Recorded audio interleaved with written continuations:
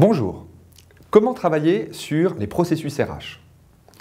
On l'a vu, le projet RH porte les ambitions RH de l'entreprise en déclinaison de son projet stratégique.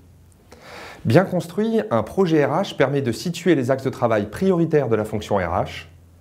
Une fois formalisé, le projet RH peut permettre de décliner les processus RH pertinents. Les processus, ce sont les sujets préférés des consultants. Presque toutes les missions de conseil RH touchent au processus de près ou de loin.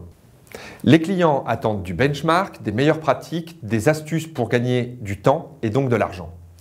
En réponse, les consultants proposent des logigrammes, des RACI, des outils qui décomposent les activités, etc. Attention, quand on travaille sur les processus, on peut parfois friser la technostructure, la rigidité, vouloir faire les choses tellement parfaites, où les rôles des uns et des autres sont tellement imbriqués, que le moindre grain de sable peut faire exploser une mécanique bien huilée. Il faut garder en tête qu'un processus n'est qu'un chemin. Pour certaines entreprises, le chemin doit être balisé précisément. Ainsi, si l'on travaille sur le processus de recrutement dans les services aéroportuaires ou sur celui de la sécurité au travail dans le nucléaire, il est évident que les étapes doivent être parfaitement bornées, sans improvisation. À l'inverse, il faut laisser des marges de manœuvre dans la gestion des parcours, en laissant par exemple une grande liberté aux collaborateurs pour qu'il exprime spontanément ses souhaits d'évolution tout au long de l'année. L'objectif de cette séquence est de voir ensemble comment passer du projet RH aux différents processus RH. Il y a 3 étapes pour y parvenir. 1. Être clair sur ce qu'est un processus RH et ce qu'il n'est pas. 2. Concevoir des processus RH partagés entre les acteurs RH et les managers. C'est cela le point clé. 3. Maintenir le processus en vie, en quelque sorte. Et pour cela, les SIRH et les autres outils ne suffisent pas. Un processus est un enchaînement d'actions, matérielles ou immatérielles, aboutissant à un produit ou un livrable. Ce qui caractérise un processus, c'est le nombre d'étapes qu'il comprend. En moyenne, un processus de recrutement, par exemple, comprend 12 étapes. Du sourcing à l'accueil-intégration, en passant par la validation du package ou la déclaration à l'URSSAF. La durée, entre son début et sa fin. Un processus de management de la performance est en général annuel, de la fixation des objectifs annuels à l'appréciation de leur atteinte. Les acteurs qui y interviennent au sein des processus RH, les acteurs sont les équipes RH aux différents niveaux de l'organisation, corporate, niveaux locaux, décentralisés, et selon leurs expertises, développement, CNB, relations sociales, etc. Les salariés, les managers, mais aussi les candidats, les partenaires, les fournisseurs, les assurances, les mutuelles, les formateurs, les agences d'intérim, les cabinets de chasse, les différents services de l'administration du travail et les collectivités territoriales. Bref, beaucoup de monde, dont on maîtrise plus ou moins les logiques d'acteurs. C'est pourquoi un processus ne peut se réduire à un schéma, un RACI, un workflow, l'achat d'un service de dématérialisation du type employee self-service ou manager self-service. C'est ce qui rend le travail sur les processus RH passionnant.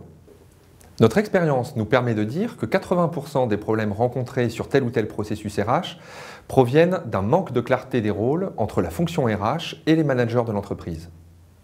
Vous avez vous-même maintenant des exemples vécus qui vous reviennent à l'esprit. Un délai de recrutement qui explose parce que le manager a reculé 3 fois le rendez-vous avec le candidat. Une action de formation qui ne se fait pas faute d'inscription au budget alors que le manager s'y est clairement engagé avec son collaborateur. Une people review qui se passe mal car personne ne sait qui a le dernier mot sur l'identification d'un haut potentiel. Bon, pour éviter ce genre de déconvenus, il y a 5 pistes principales. Orienter le processus vers les clients et donc souvent le concevoir à l'envers, en partant du livrable final pour le client, interne ou externe, et en remontant la rivière.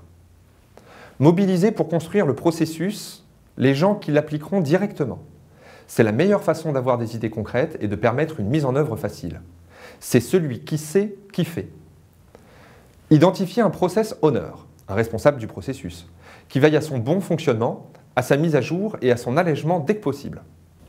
Positionner un indicateur de résultat en fin de processus. À quoi verra-t-on le succès du processus? Est-ce au nombre de personnes recrutées, au taux de démission à 2 ans, etc. Clarifier le partage des rôles. Le contrat implicite, c'est bien, mais ça ne suffit pas. On constate en effet que c'est dans 75% des cas, au moment de décider, que le processus se grippe. En conclusion, on peut presque se demander s'il faut encore des processus RH dans l'entreprise. Un processus offre un mode opératoire. Comme tout mode d'emploi, il est plus ou moins respecté. Les processus entrent quelque peu en contradiction avec l'émergence du concept d'entreprise libérée, laissant une marge de manœuvre plus importante aux salariés, et notamment ceux qui sont en contact avec le client. C'est en contradiction aussi avec les aspirations des salariés, qui sont des adultes. Finalement, le processus est un héritage du taylorisme. Et Taylor est mort depuis plus d'un siècle. Nous pensons que le processus peut être conçu de manière intelligente, tourné vers le client final et avec l'obsession de clarifier les rôles. Tout est dans le dosage, il faut indiquer sans trop contraindre. Merci et à bientôt.